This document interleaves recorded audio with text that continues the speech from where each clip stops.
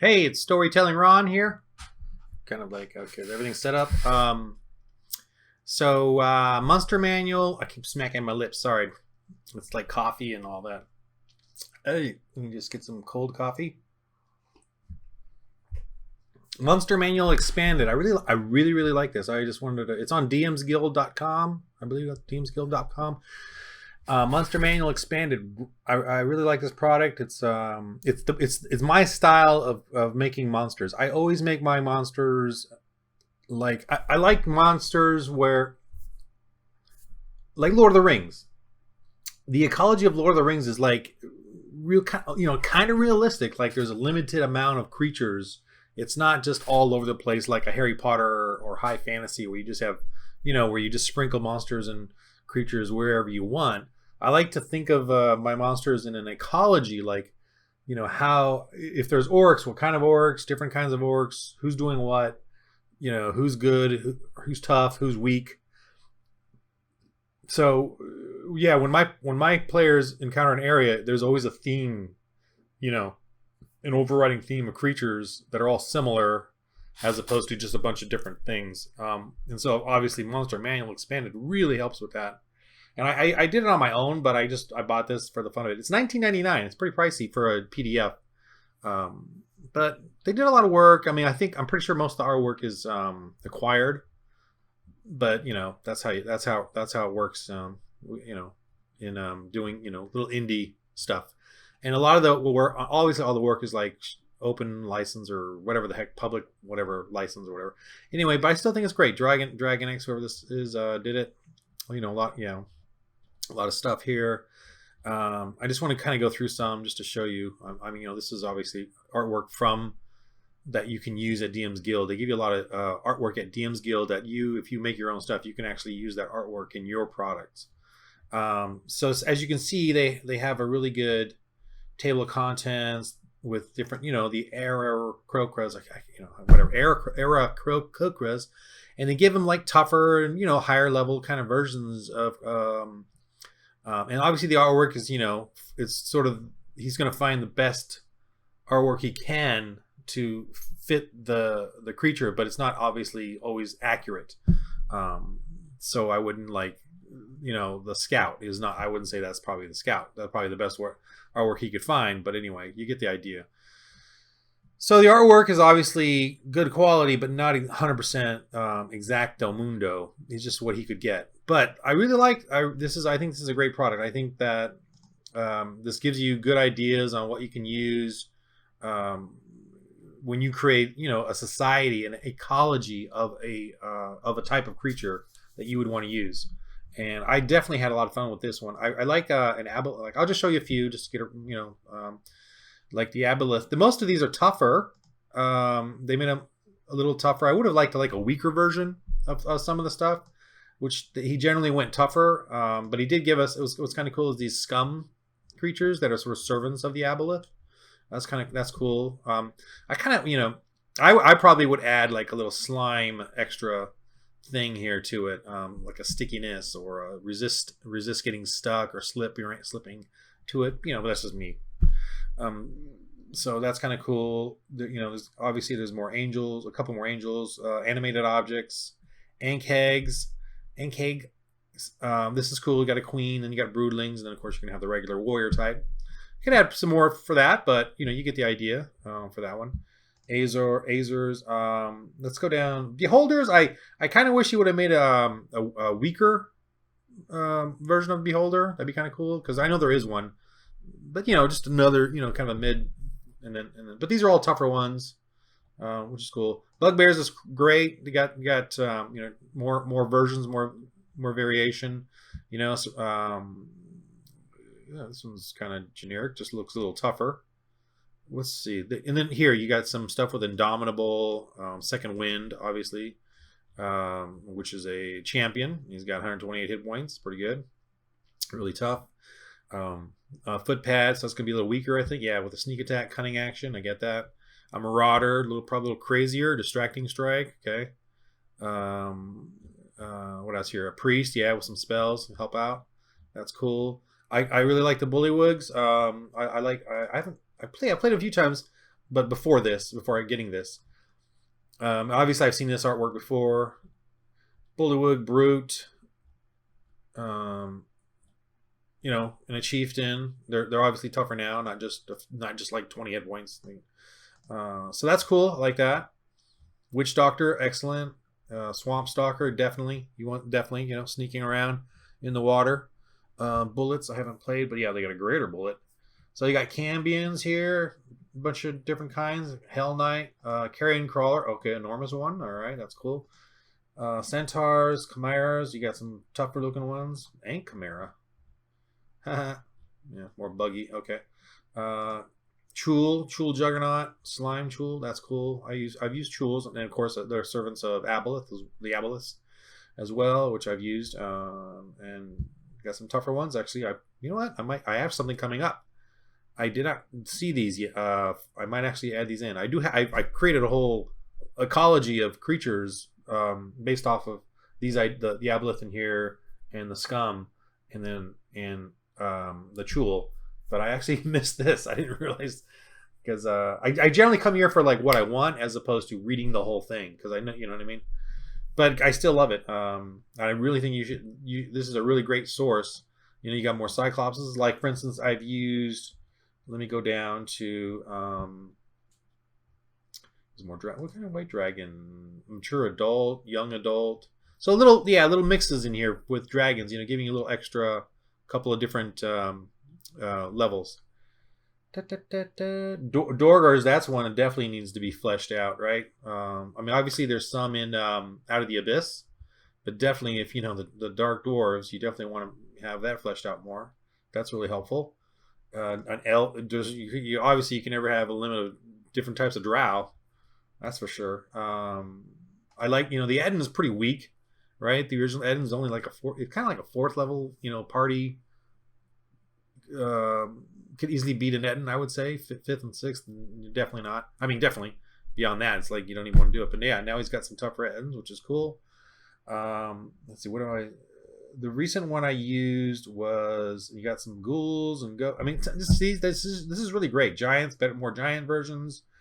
The gnolls, I don't use gnolls because I just feel like they're more deserty for some reason. That's how I feel about gnolls, and so I always just use fantasy green foresty, swampy. I don't know why I'm even going off on that tangent, but whatever. Goblins, this looks a lot of fun. All these different kinds of goblins. But what did I use recently? Come on, I think I used the ogres and the lizard folk. Let me get to the lizard folk. Those were cool. All right, the lizard folk. Yeah, I used the bruiser recently. I had a bunch of different guys. What was really cool is I had the sorcerer dude did a stinking cloud, blinded him, and then I had their this guy, the swamp stalker, come around through the water, and do a flanking thing, and then I had the bruiser guy charging up, and because of the stinking cloud they couldn't see him, so that was cool. And then I had some regular kind of lizard folk as the foot soldiers coming along, and it was like a bridge in a swamp, a mud bridge. But so that was a lot of fun. So using all these variations of dudes, man, was really cool.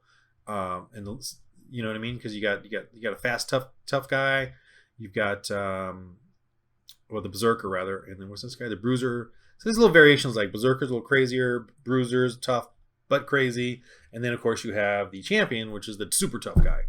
And so that's a lot of fun to have those different variations of gangs of lizard folk, and not just have the basic ones. It makes the fight so much more dynamic, and it makes them much more the challenge rating obviously better, and for the characters, and they got to pull out all their tricks to defeat, because the lizard folk are pulling out all their tricks, to defeat the characters. And so that was a lot of fun doing that one with these guys. And then the ogres, I definitely did the ogres too. And look, so you got the Nagas, you got a bunch of different extra Nagas, different mummies, minotaurs, mind flayers. Now these mind flayers have a sense of an assassin, a sorcerer. They did kind of all these cool variations on them. That's wicked.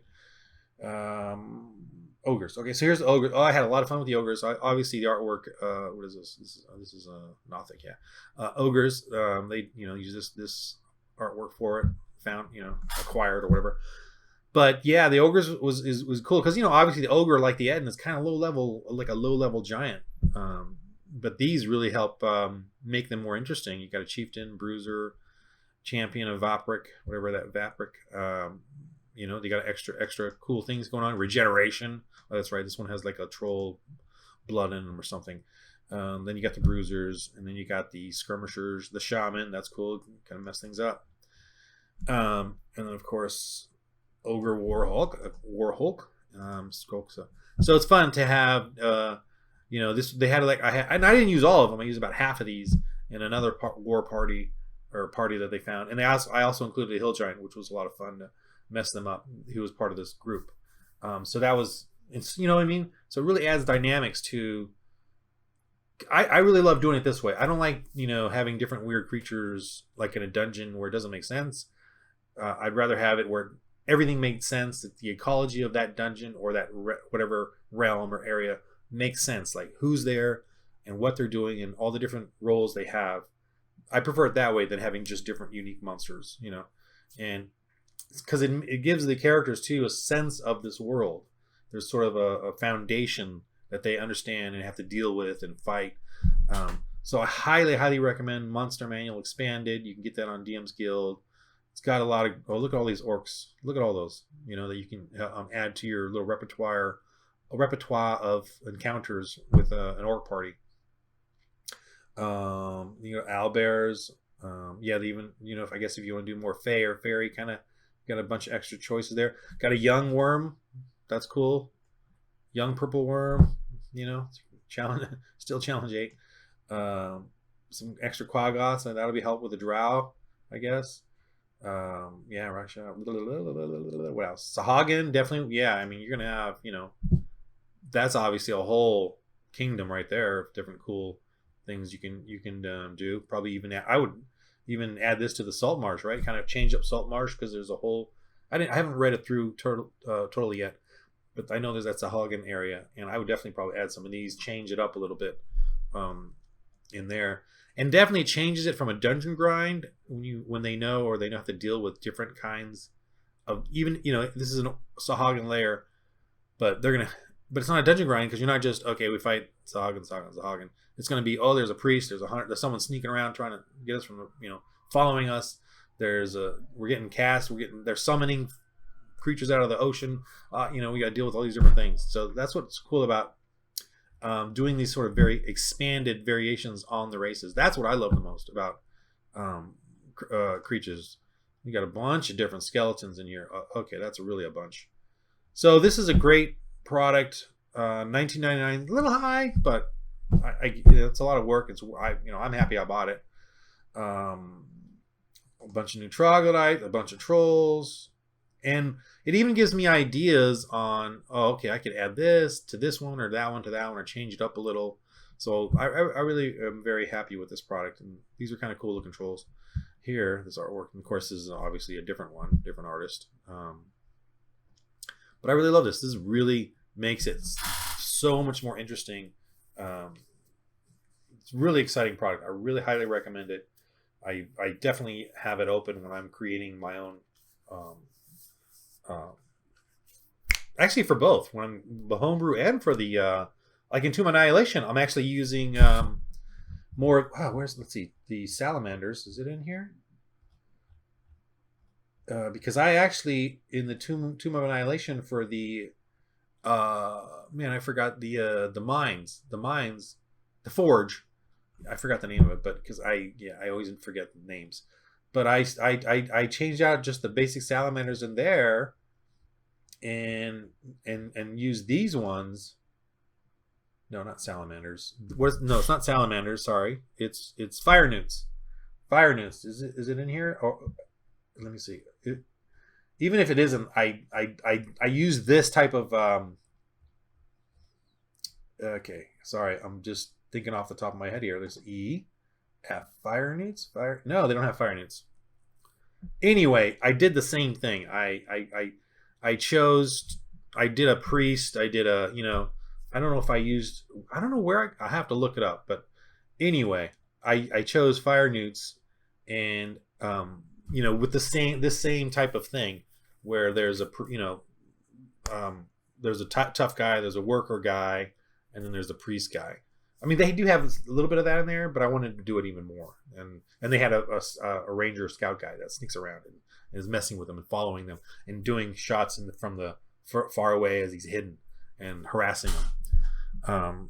So yeah, I really like that this one does that. It gives you a lot of characters to do that with, and I highly recommend this. This is a really good, fun to.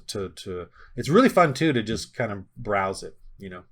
Look around while you're waiting, while you're doing things. I got it on my phone. Just oh yeah, it's kind of cool. So it's a really good product. I highly recommend. This is your next essential purchase. All right. So this is the Monster Manual Expanded at the DM's Guild, and I'll put a link, I guess, and I'm kind of new to YouTube. I'll put a link down to where it is, but it's got a lot of great reviews already on DM's Guild, and so I thought, do a YouTube video because I love YouTube and I love watching other guys talk about the D&D stuff that they got and what they're doing with it. So, all right, that's it. Hope this makes you go out and purchase it because it's a good product.